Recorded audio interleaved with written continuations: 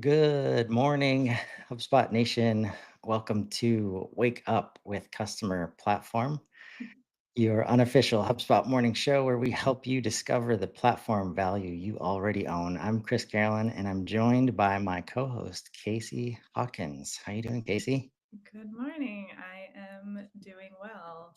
It is Monday after Super Bowl, which is always a joyful Monday for for Indeed, everyone. indeed. Well, I appreciate you so much for joining me. Um, what we're up to here is making sure you're not sleeping on HubSpot's true capabilities. If you're joining live, drop a quick hello in the comments and let us know what you're building in HubSpot today. Uh, for anybody watching the replay, timestamps and resources are going to be in the comments below. So let's wake up to what's happening in the HubSpot ecosystem. I'm going to share my screen and we'll just get through as many of these as we can. Because I think this is the first time my screen has hit triple digits. So clearly, I haven't been doing my job to keep up. I'm still Um, at 2 digits, so I'm yeah. Uh, so we'll just dive right in with this first one. I'm excited about Mobile this one. mobile optimized email. Already seeing some Slack activity. What is it?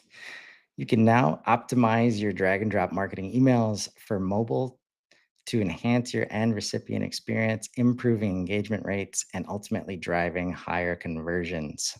This rollout lets you hide modules and sections on both mobile and desktop, change layouts, and disable automatic column stacking on mobile, tailoring to users reading emails on different size devices. Uh, how is this not a thing prior to right now? I don't know. This has been a pain point. I build a lot of emails, and this has been a pain point, I guess, my entire career. Apparently, I also can't believe this hasn't been a thing already. And it got announced originally, must have been December, if not even November. Um, and so I have used it a little bit, and it's much nicer than previously. But it's new. I guess they made some updates last week. I'm excited to play with it again. I know there were a couple limitations originally when it launched, so I'm excited to see how they're going to improve it. Um, when it first launched and when I played with it before, it seemed a little bit just like the hidden, like you could hide it on mobile and display it on desktop. It looks like this is going to be better with the stacking. Yeah, right there, the layouts on all devices or keep the same. Um, the biggest benefit, I think, is when you do a two column email, it's such a pain. Because all your images end up like at the bottom and all your text ends up at the top. Um, so the fact that now we'd be able to um, stack appropriately on mobile, just a little benefit. Awesome, because I feel like people have been reading emails for a while on mobile devices. It's So come up, yeah, for sure. glad that this pain point is addressed and uh, associated with that. We have dark mode Hmm. preview in the marketing email editor. Yes. This is almost always one of those things where you could tell like how much how much people do care about the user experience Hmm. and the customer experience. What is it? The new dark mode preview in the marketing email editor provides the ability to quickly preview how your email will render in dark mode, allowing you to design your content for maximum impact across all devices and displays, aka put the right logo file into your emails. Is that fair? Is that like I mean, 90% of what we're trying to solve for? I think so. I think so, yeah, because if you have a your logo is not optimized for dark mode, then you're just it doesn't show up. And I am an old person who doesn't use dark mode, so am I am always forgetting about that too. So I'm happy that this is something being brought front. Yes, yes. All right. I already feel like there's going to be a good yin and yang here if you're not using dark mode. So we're going to cover the gambit for you here. Um, yeah, don't need to go into too much detail here. But if you don't have them already, now you need to get some logo files with transparent backgrounds. So your dark modes look better. Next, uh, preview score insights in lead and health scores. What is it? Selecting the right rules and weights for a health or lead score can be difficult. Today, it can even feel like a guessing game. Test a record helps you see what the score would be for an individual record, but what about for everyone else? Now, the score distribution preview samples thousands of records in order to show you what the impact would be across their scores. You've been all over lead I was gonna scoring say, because lately, I'm hot on lead so scoring I'm right just gonna now. let you go here. No, this is honestly amazing because whenever I implement a lead score, I always tell my clients like, this is living and breathing. We're gonna have to change it. We're gonna set everybody as a score. Then we're gonna literally we just like turn it on, see where everybody lands, and then we're like, oh, I guess that was too high. I guess that was too low, and then we kind of tweak it from there. This is going to tell us before we launch it, whether it's too high or too low. Um, Implications of it being too high is you send too many people as MQLs or whatever you're using your lead score to be. Implications of it being too low or you don't send enough. So I think this is a really great way to to literally test your lead scoring and see if it's giving you the volume that you want. Yeah, this visibility is crucial. So you don't have to wait to find out from your sales team Mhm. how bad the lead scores are.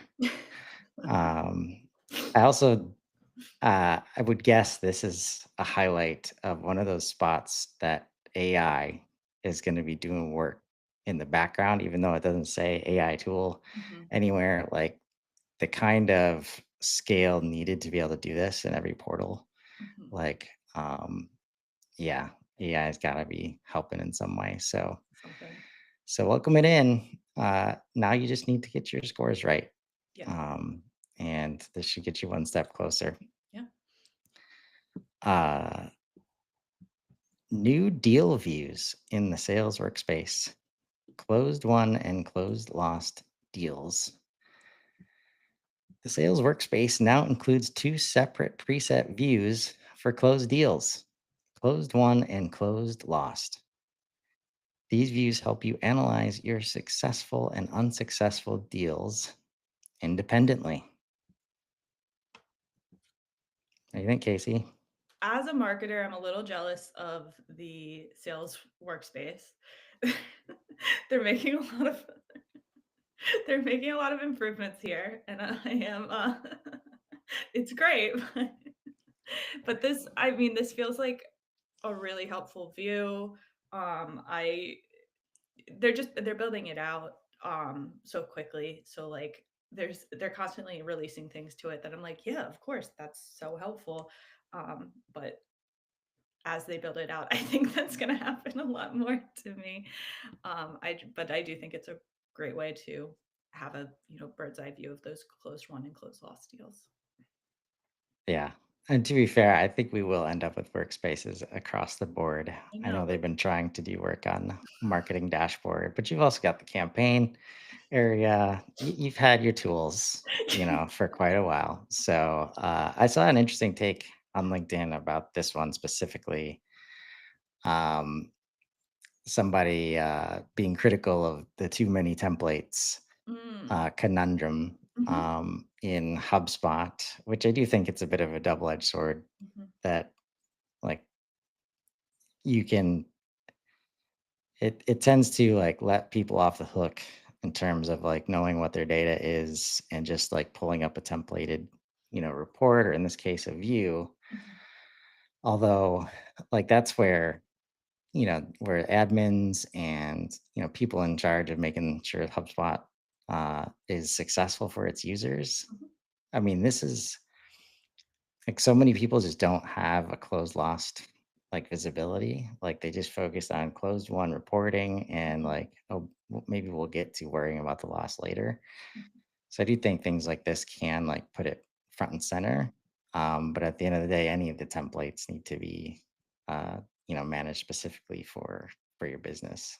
Yeah, and I think if you're lucky enough to have a HubSpot admin in your account, then this is probably less powerful to you because you probably already have something that's working like this.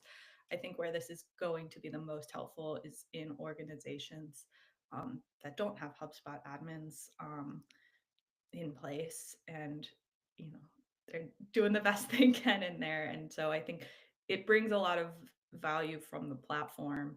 Um, if you're not fully staffed with HubSpot.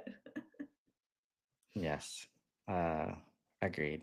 Because stuff like that is really powerful in the hands of the owner or even the accidental admin. But usually, reporting, if you can get the leadership team or the people in charge of what they want to see like on these reports, that gets you to value so much faster. Yeah, for sure. uh, AI generated list descriptions, another description we can fill with AI. uh, what is it? You can now use HubSpot's AI assistant to interpret your lists and create descriptions, making it easier than ever to manage all of your lists at a glance. Easier. Yay, right? Yeah, yeah. I mean, I saw some people in Sprocketeer Slack a week or two ago about the workflow descriptions. Did you see this, Chris? Uh, I did not. I did not. and they were saying like the workflow descriptions sometimes are underwhelming. So I think definitely read your descriptions. Yeah, I've definitely like, I'm kind of used to it by now because I like to dabble in the object library Yeah. objects, which aren't really.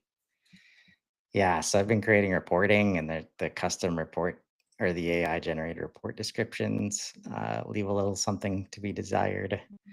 mhm. Um, I've used the list generation a little bit, Okay. um, and seems pretty straightforward at the moment. So I haven't been disappointed yet. Look, I'm joining the beta, but I'm I'm gonna I'm gonna keep my human eyes on the AI generated Yes. descriptions, I guess. Indeed, that's a good plan. I think until the whole data model is available to the AI, Mhm. we're going to see this kind of inconsistency. I love me some Content Hub, custom remix templates. Had a great show with Ankur from the Content Hub team on Friday, importing podcasts. They've been doing so much over there.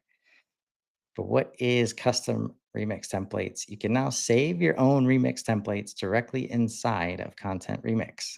With templates, you can create reusable patterns for repurposing and distributing your content, including both content outputs and their corresponding attributes that can be shared across your team. As team members publish new content, there's no guesswork about how they should repurpose it. Have you played with Remix much? I haven't. I have a client that's onboarding it soon, so it's coming.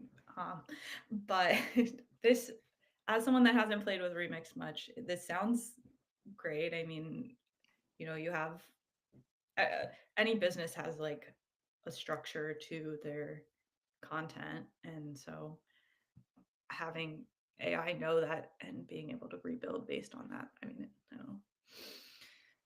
Yeah.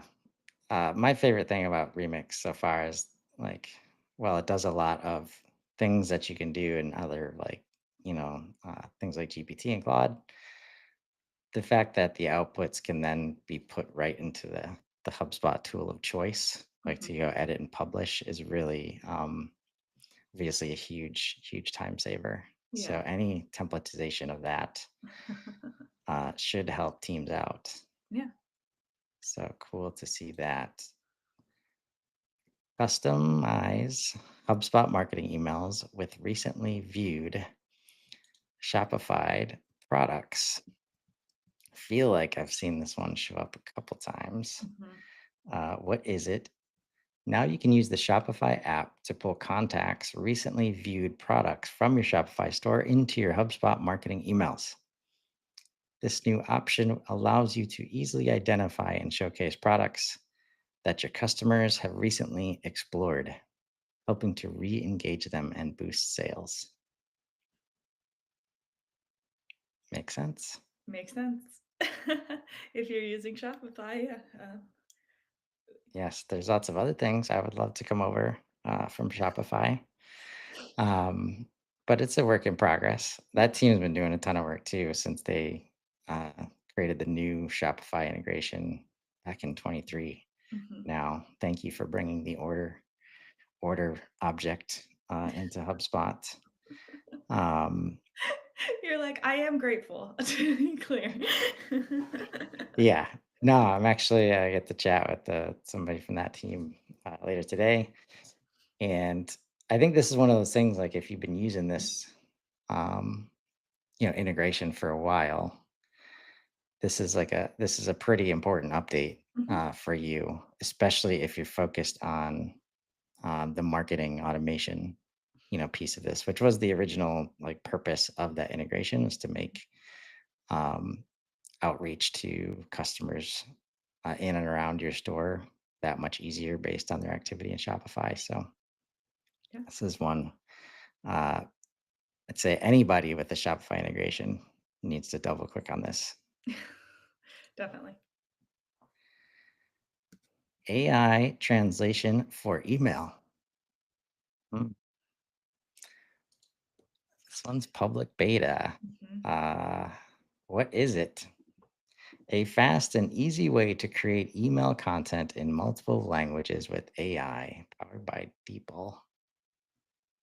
With email AI translations, you will enjoy.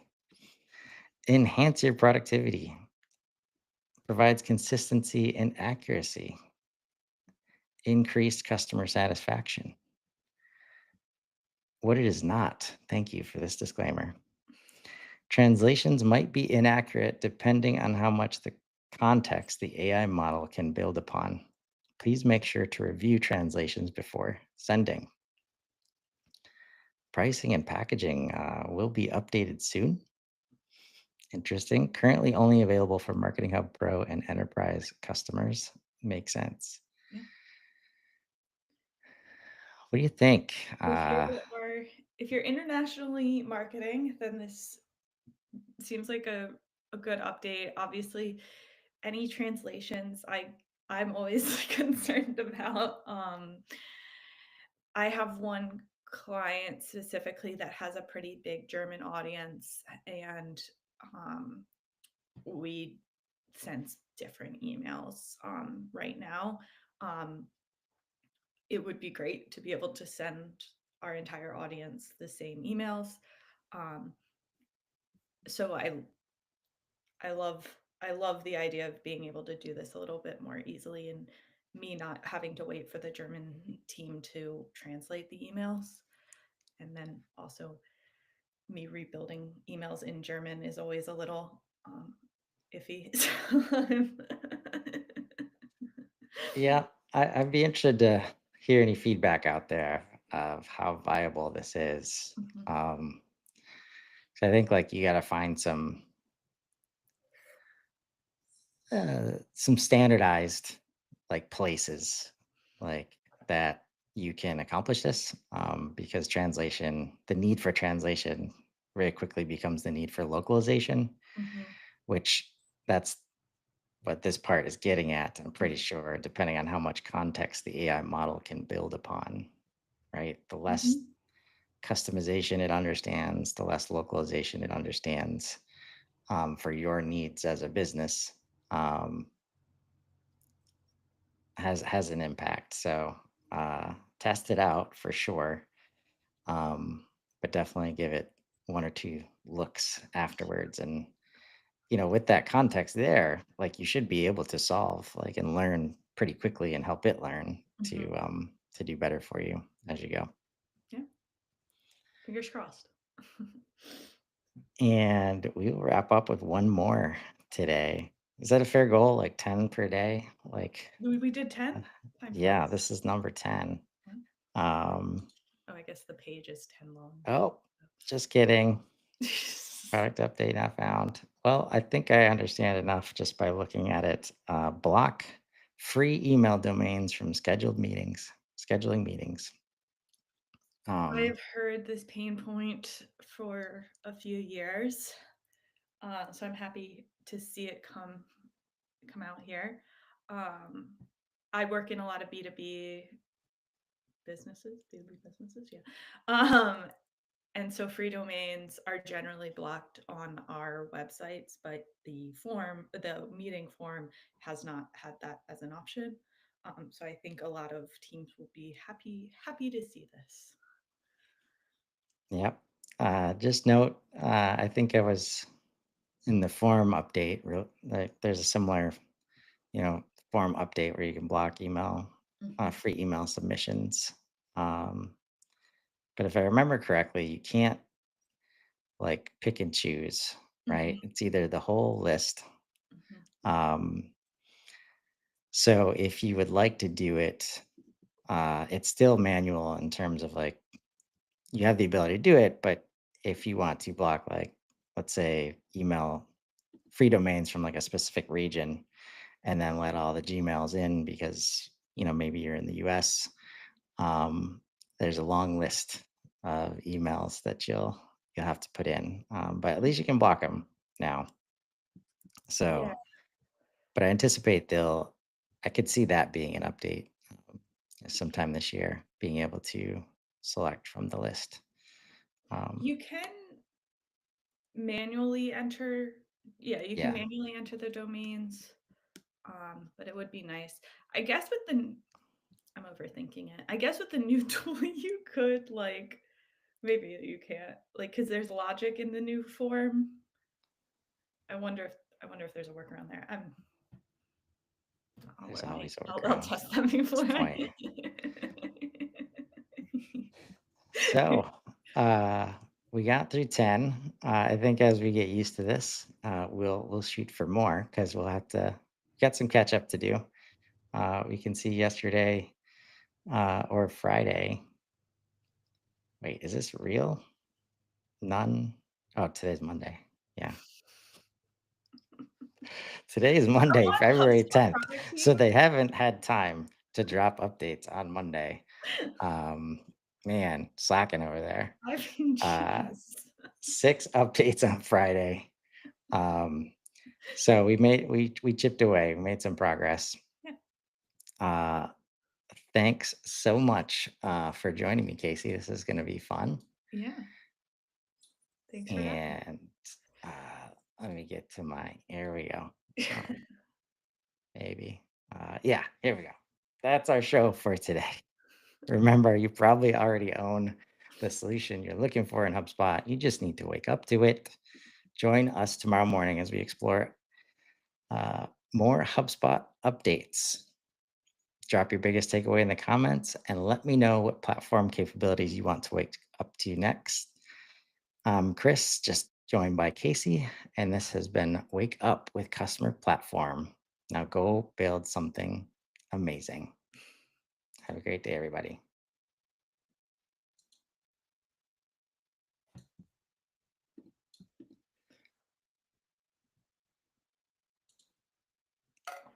Ta-da. Awesome.